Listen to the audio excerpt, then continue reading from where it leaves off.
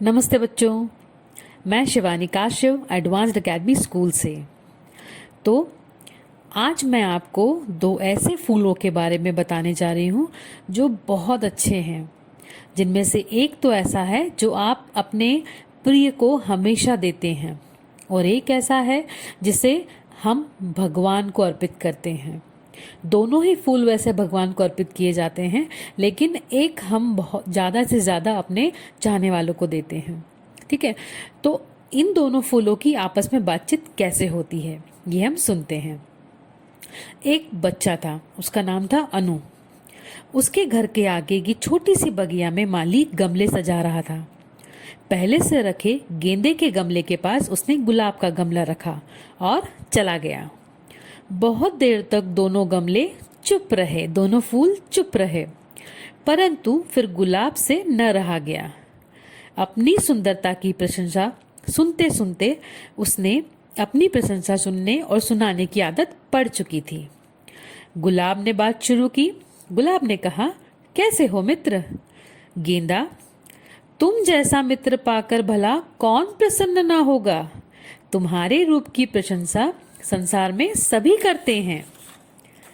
गुलाब, मित्र, तुमने ठीक कहा। चाचा नेहरू भी मुझे बहुत पसंद करते थे। मेरे गुलाब जल और गुलकंद के तो कहने ही क्या।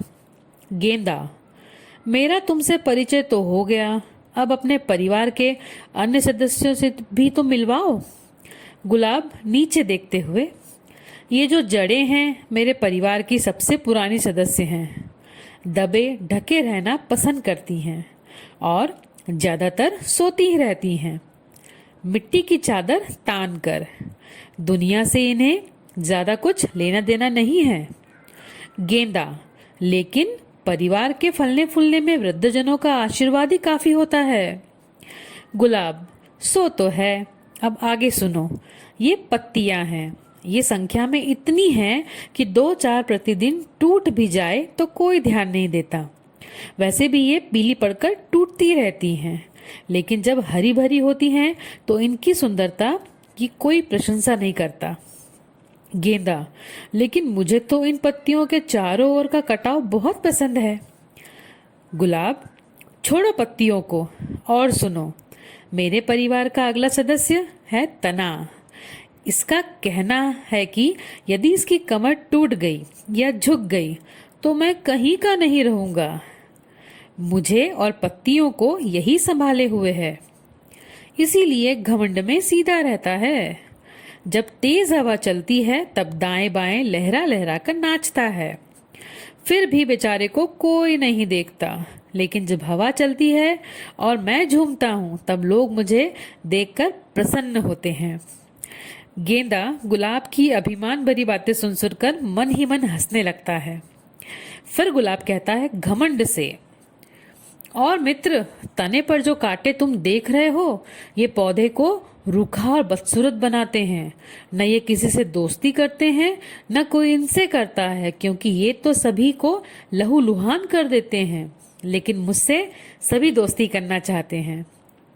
तभी वह बालक जिसके घर के बगीचे में ये दोनों बातचीत कर रहे हैं अपनी ओर आता देख गुलाब घबरा गया।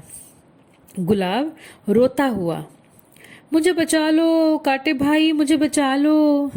कांटा, बस पता चल गई अपनी औकात। जैसे ही बालक ने फूल तोड़ना चाहा उसकी उंगली में कांटा चुभ गया। कांटे ने फूल को बचा लिया। अब गुलाब को गेंदे के सामने शर्मिंदा होना पड़ा।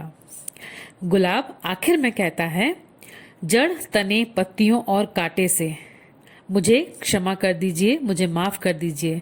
आप सभी के कारण ही मुझे पोषण एवं संरक्षण मिलता रहता। इस बात को मैं भूल गया था। यदि मैं सुंदर हूँ तो इसमें मेरा कोई योगदान नहीं है, अतः मुझे घमंड करने का कोई अधिकार भी नहीं है। यह कहकर गुलाब का फूल सिर झुकाकर चुप हो गया। तो बच्चों, इन दोनों फूलों के बीच की वार्तालाप काफी अच्छी है।